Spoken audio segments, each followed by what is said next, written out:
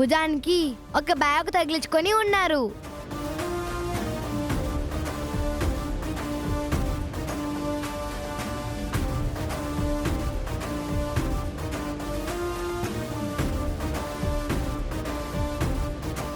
బాబు, మీ అంతటి మీరు ఇక్కడికి రాలేదు బాబు. మిమ్మల్ని ఒక మహాశక్తి ఇక్కడికి తీసుకొచ్చింది.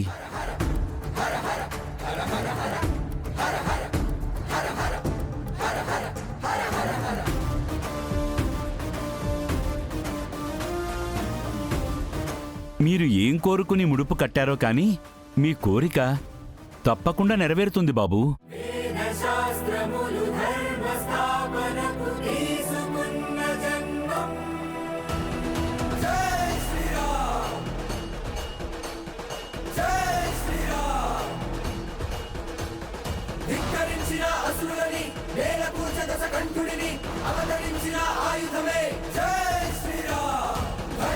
సంగ్రామంలో దిక్కులన్నీ స్తంభించేలా మరణతాండవం చూపించే జై శ్రీరామ్.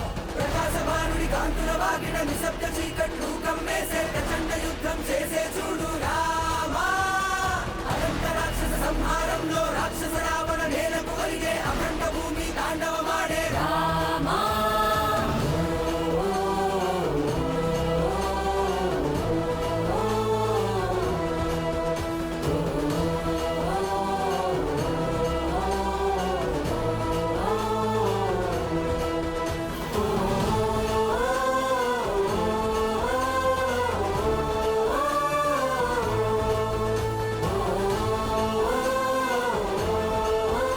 బాబు, నువ్వు తీసుకొచ్చిన ఆ ముడుపుని ఆ స్వామే స్వయంగా తన దగ్గరకు చేర్చుకున్నాడు.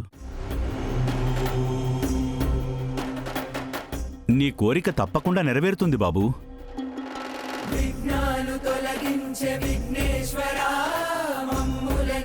సంతోషంగా ఇంటికి వెళ్ళిరా.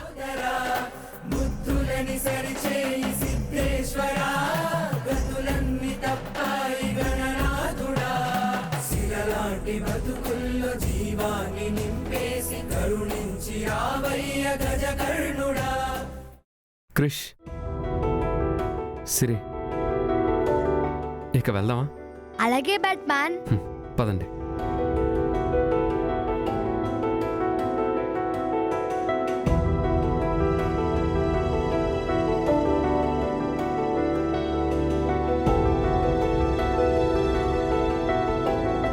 సిరమ్మా, ఏటలా చూసుకున్నాడు పను?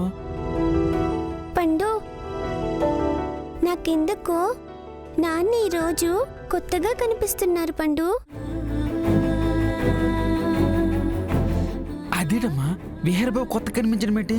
ఎప్పుడున్నట్టు ఉన్నారు కదా. అలా కాదు పండు, ఎప్పుడు నాతో మాట్లాడాలంటేనే ఇష్టపడని నాన్న ఇప్పుడు నన్ను ఎంత ప్రేమగా చూసుకుంటున్నారు. చెట్టు మీద నుంచి నేను కింద పడిపోతున్నప్పుడు నాన్న నన్ను ఎంత ఇదిగా చూశాడు. సిరి అంటూ ఎంత ప్రేమగా పిలిచాడు.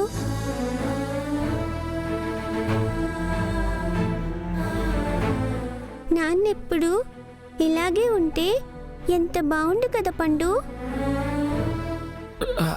అవును సిరమ్మా.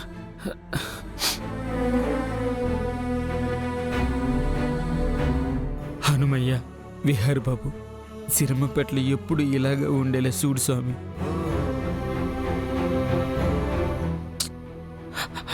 సరే అమ్మా, పదమ్మ ఇంటికి వెళ్దాం.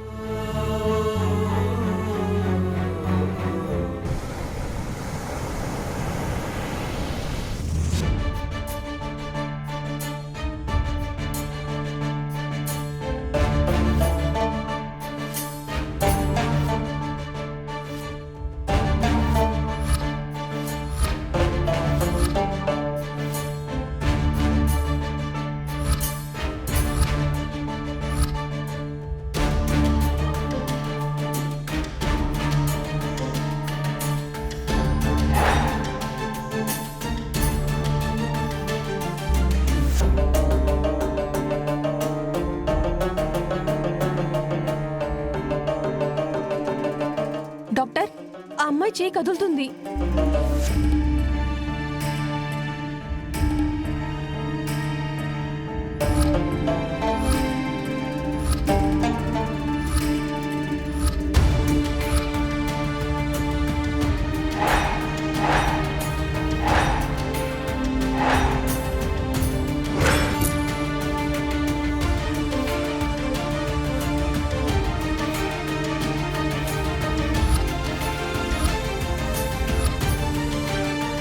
అమ్మా, ఎవరు నువ్వు?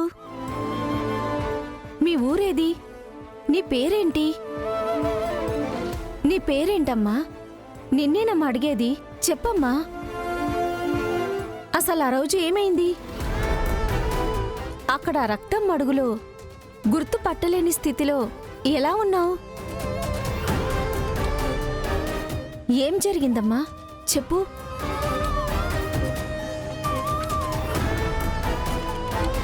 డాక్టర్, ఏంటి డాక్టర్ అలా పడిపోయిందేంటి? ఏమైంది తనకి?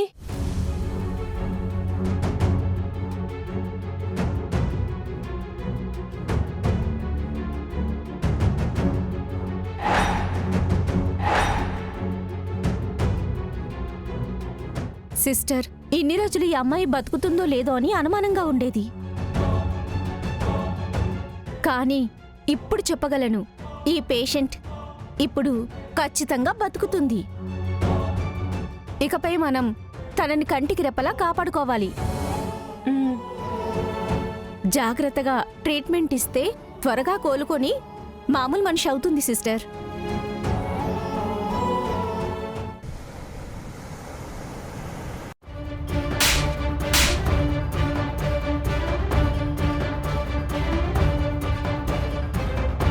నా నుంచి పవర్ బిజినెస్లు అన్నీ లాక్కున్నా విహారీని చంపమని చెప్పాను. నువ్వు వాణ్ణి చంపలేకపోయావు. ఆ తర్వాత నేను చేసే ప్రతి ప్లాన్కి అడ్డొస్తుందని ఆ లక్ష్మిని చంపమని చెప్పాను. నువ్వు దాన్ని చంపలేకపోయావు. చివరికి ఆ చిన్న పిల్లలు వాళ్ళని చంపమని చెప్పాను. వాళ్ళని కూడా చంపలేకపోయావు.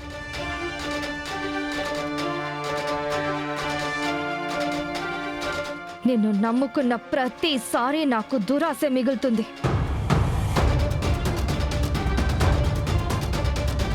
నువ్వు ఏ పని చెయ్యలేకపోయినప్పుడు నేను చేస్తాను అని బీరాలు పలకడం ఎందుకు? నేను నమ్ముకొని నేను ఆ పని అప్పగించడం దేనికి? అది కాదంబిక. నువ్వు మాట్లాడద్దు. నువ్వు నా ముందు మాట్లాడే హక్కును కూడా కోల్పోయావు. నీ చేతకానితనం వల్ల, నీ తెలివి తక్కువతనం వల్ల నేనివాళిలా ఉన్నాను. అదే నువ్వు కరెక్ట్గా ఉండుంటే విహారీగాడి అడ్డు ఎప్పుడో తొలగిపోయేది. నేను ఎప్పుడో నా పవర్ని తిరిగి దక్కించుకునేదాన్ని. నన్ను ఈ స్థితిలో నిలబెట్టింది నువ్వే.